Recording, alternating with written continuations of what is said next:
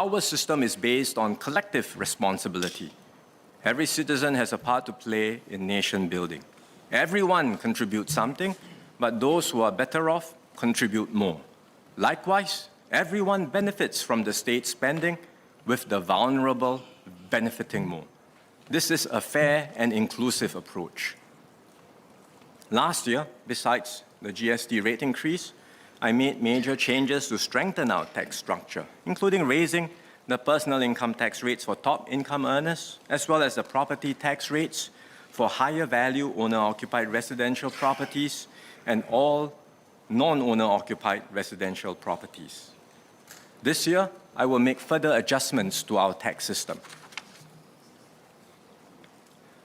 I will adjust the buyer's stamp duty regime, which applies to all purchases or receipt of gifts of immovable properties in Singapore. I will introduce higher marginal buyer stamp duty rates for higher value residential and non-residential properties. For residential properties, the portion of the value of the property in excess of $1.5 million and up to $3 million will be taxed at 5%, while that in excess of $3 million will be taxed at 6%, up from the current rate of 4%. The changes are expected to affect 15% of residential properties. The additional conveyance duties regime will also be adjusted accordingly. For non-residential properties, the portion of the value of the property in excess of $1 million and up to $1.5 million will be taxed at 4%, while that in excess of $1.5 million will be taxed at 5%, up from the current rate of 3%. And these changes are expected to affect 60% of non-residential properties. The changes to the BSD regime will apply to all properties acquired from tomorrow. This is expected to generate an additional $500 million in revenue per year. But the actual amount will depend on the state of the property market. I had adjusted vehicle taxes last year, but there is still scope to make them more progressive. I will therefore adjust the additional registration fee or ARF rates to better differentiate between the higher-end cars and also tax luxury cars at a higher rate. Buyers of cars with open market value or OMV of more than $40,000 will pay higher marginal ARF rates than they do today, and in particular for the highest OMV tier, the revised ARF rates will be 320%, up from 220% today. Currently, the preferential ARF rebates are sized as a percentage of the payable ARF. I will cap the preferential ARF rebates at $60,000 to avoid providing excessive rebates to more expensive cars when they are deregistered. These changes are expected to affect the top one-third of cars by OMV.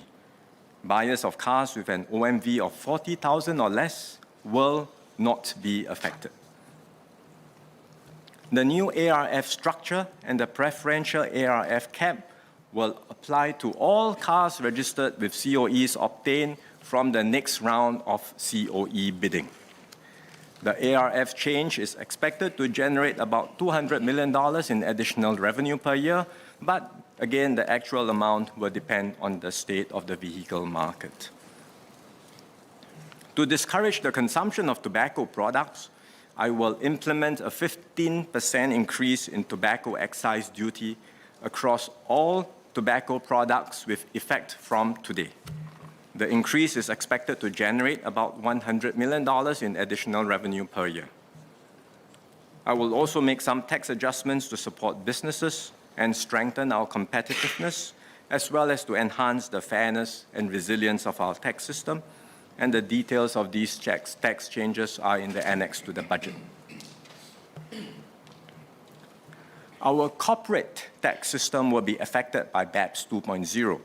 Pillar 2 of BEPS will introduce a global minimum effective tax rate of 15% for large M&E groups. However, many jurisdictions have not announced their implementation plans. Some key parameters of Pillar 2 have only been finalized this year, while others remain under discussion at the international level. The EU recently announced its plans to implement Pillar 2 in phases, starting effectively from 2024. Other jurisdictions like the UK and Switzerland have announced their intention to do the same. As the rules will be implemented progressively, the full effects will only be felt in 2025 or later. Given these developments, I intend to implement Pillar 2 from 2025 as part of the broader international move to align minimum global corporate tax rates for large M&E groups. When we do so, we will implement a domestic top-up tax, which will top up the M&E group's effective tax rate in Singapore to 15%. At the same time, we will review and update our broader suite of industry development schemes to ensure that Singapore remains competitive in attracting and retaining investments. That said, the developments on BEPS are fluid, and we will continue to monitor international developments. If there are additional delays, we will adjust our implementation timelines. We will continue to engage companies and give them sufficient notice well ahead of any changes to our tax rules or schemes.